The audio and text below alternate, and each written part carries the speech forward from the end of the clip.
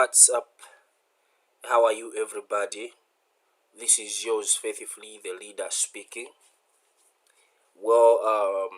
In this wonderful course, we have decided to compile the whole information from those episodes, and I'm sure most of you have been complaining because the videos are too many. So in this course, we have put all the information together that we are going to show you how to trade crash and boom like a pro.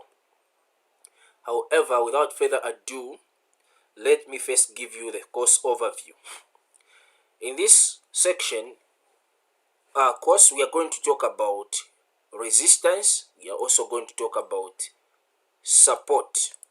Okay, so after we understand what this all is all about, we are going to take this to the next level, where we will also talk about the best time to enter the market. Okay, so after we understand major supports, we also understand some supports and resistance. We will also ensure that we show you the best possible places where to trade spikes as a pro or like a pro. Expect to grow in the way you trade. Expect to grow both in your trading skill, your trading career.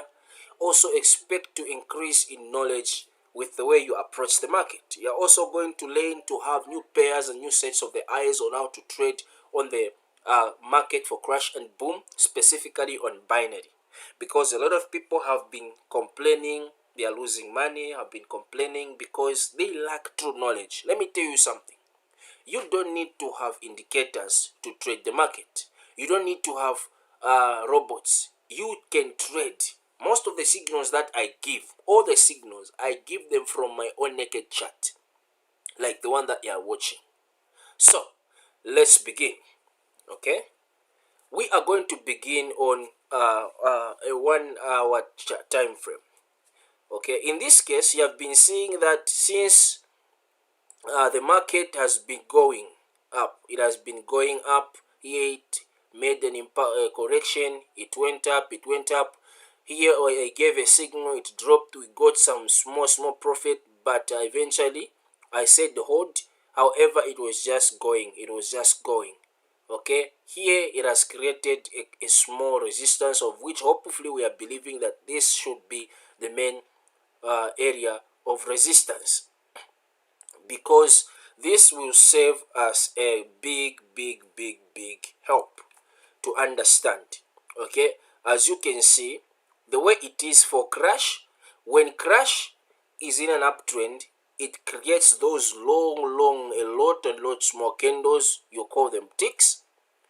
And when it is in a downtrend, okay, those long candles and then small spikes, when it spikes like this, it creates more those small candles. Again it spikes, again it continues creating those small candles, again it spikes. So what happens here is that it starts creating higher lower highs, higher highs, higher highs, high lower high, higher highs, lower high, higher highs, like that. That way we are able to tell that the market is in an uptrend. Also, what happens is that if the market for crash is in a downtrend, what happens is that it will crash, long spike, and then it start going like this, small. It reaches maybe a bit quarter or half of that candle, again it will spike longer, like the longer, more than those little ticks. So what happens is that after it spikes, it creates those ticks, again it spikes. So the other way you may be able to understand or to know that the trend for crash 1000 or boom 1000 is near, you will see that if crash spikes, was spiking with long spikes, and then it spikes. So next time what will happen is that it will crash like this, and then again it goes up, and then it crash again. So what will happen is that this crash is not going to exceed where the previous long crash ended. Okay, spike you can call them. This is another example to know that, another sign to know that the market has changed direction. So what will happen is that it is going to create long more ticks, and then it will crash. So what will happen is that it will change. Okay, it will change. So let's go direct on a 1 minute time frame to show you what I'm talking about. Okay guys, this is on a 1 minute time frame. This is on a 1 minute time frame where I was saying, okay, so like I was saying, the market for crash always, if it's like changed the direction. So like I was saying, you see, it spiked long here, it created those small ticks, lots of them, and then spiked with a short spike. It went up, it went up. So anytime soon here we are expecting another spike. Why have I said so? Okay, let's go on a 1 hour time frame. Now let me tell you this, which I forgot, and it's very much important for you to understand if you are to be a successful trader of crash and boom, be it 500, 1000. Now look at this. We use 1 hour time frame to analyze where the spike is going to occur. We don't use 1 minute time frame to analyze where the spike is going to occur. We use 1 hour time frame. We also use 15-minute time frame. We also use support and resistance. It is very important. Mark my words. So on a 1 hour time frame, we have put that on a 1 hour time frame. Let's do this. Okay guys, I want you to stay with me because this is very much important. It might be just your beginning of a trading experience. You'll be trading like me. So we are going to spot, let me zoom out. We are going to spot where support and resistance is. Okay, so this is support, this is the resistance. Okay, especially when you want to trade a spike on crash 1000, because what happens is that every time crash, it spikes down. For boom, it spikes up. Okay, that is for boom. Okay, boom, it spikes up. It spikes up, and then for crash, it spikes down. That's the arrow right there. Okay, so what will happen is that anytime soon, as soon as the market approaches that level where I'm circling yellow, okay, we are going to expect a spike on crash 1000. Why? Because every time crash 1000 approaches a certain resistance, expect a spike. Okay, now in this regard, it may spike anytime here, and we wonder how has it spiked, but it hasn't even reached a resistance. The reason is simple. We must switch to 15-minute time frame. On 15-minute time frame, we are going to see clearly why the market has spiked. Let's do this. On 15-minute time frame, okay? On 15-minute time frame, the market can spike anytime soon. Why? Because there is another small resistance there. Okay? There, let me just put a horizontal line. A horizontal line. Let me put a horizontal line here. The market can spike there.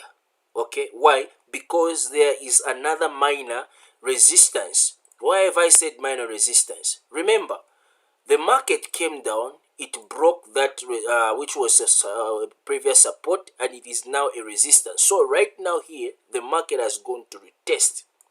Okay, it has created that peak formation high, and there is no way the market could continue going up there on a 15-minute time frame because the market has already begun, and it has given us an M setup. Okay, so anytime the market can spike anytime soon. Okay, that is how you see. So from there, after you check, you switch to 5-minute time frame. On a 5-minute time frame, you see what I was saying. There is a resistance up there. Okay, here the principle is simple. On a resistance, crash will spike. That's where spikes for crash occurs, whether crash 1000 or crash 500. Okay, at the support level, that is where spikes for boom 1000 to boom 500 occurs. You must ensure that you understand what this is, or what the whole thing is all about. Okay, so like if I switch this time frame to a 1 minute, a 1 hour time frame, you come to see that you were waiting for the market to reach that level up top there, like here. Okay, but it spikes here. The reason is simple. When you take this to 15-minute time frame, you discover that there is a support on a smaller time frame.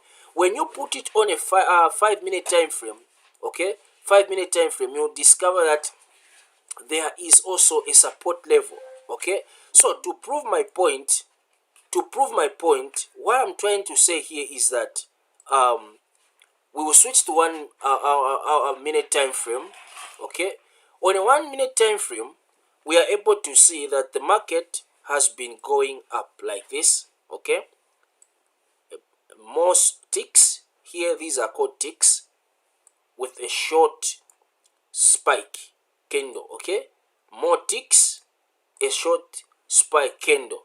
So what will happen is that if the market is still going up, it is going to make a small spike on that minor resistance, okay, or a resistance to say. Okay, if the spike exceeds this level, okay, this level, just know that the trend has changed. So what will happen is that the market will spike like this. After it spikes like this, it will create some ticks, some ticks, some ticks, some ticks, and then again it will spike. That is another sign that the trend has changed. So let's go back to 5-minute time frame here. 5-minute time frame. Let's see what I'm talking about. On a 5-minute time frame, we are able to see that there is a resistance there. Okay, there is a resistance there, because here the market came, it spiked, it went up, it came to retest the spike, went up, but unfortunately on the third time the spikes broke through, and now the market is trying to retest this level, of which we are expecting a spike. If not here, then it's here. Okay, it's there. If it's not here, or just in between with a small short breakout, because even here they are also short of a first breakout.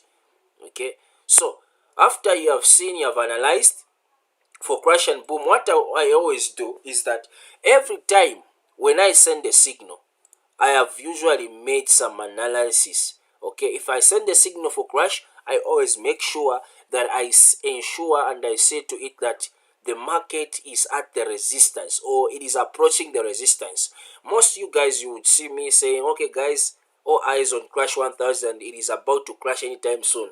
If you see very well, you must always be going on your charts. You switch to 1 hour time frame, you see where the market is going. If it's for crash, okay, if it's for crash, you see where the market is going. If it is approaching the resistance, just know that as soon as it reaches the resistance, you should sell, or before it even reaches the resistance, you should do sell. Okay, the same applies to boom. Okay, let's go to boom, boom 1000.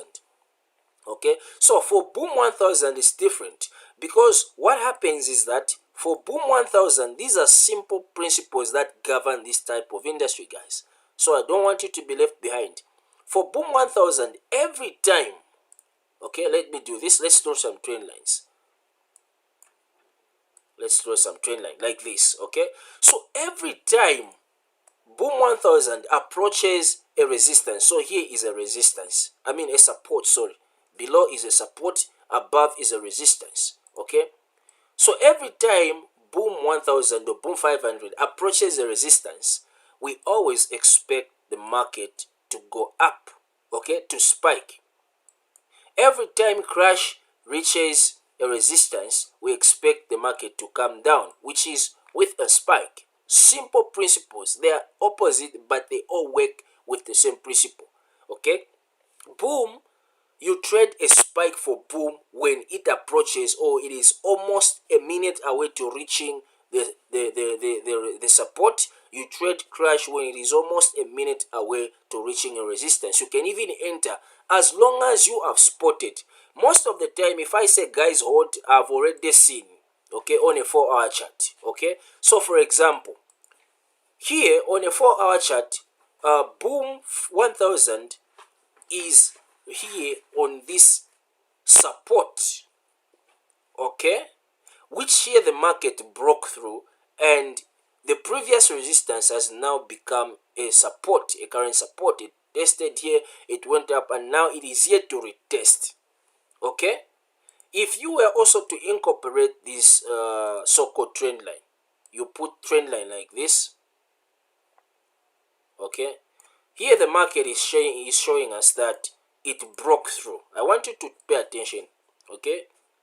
It broke through, okay.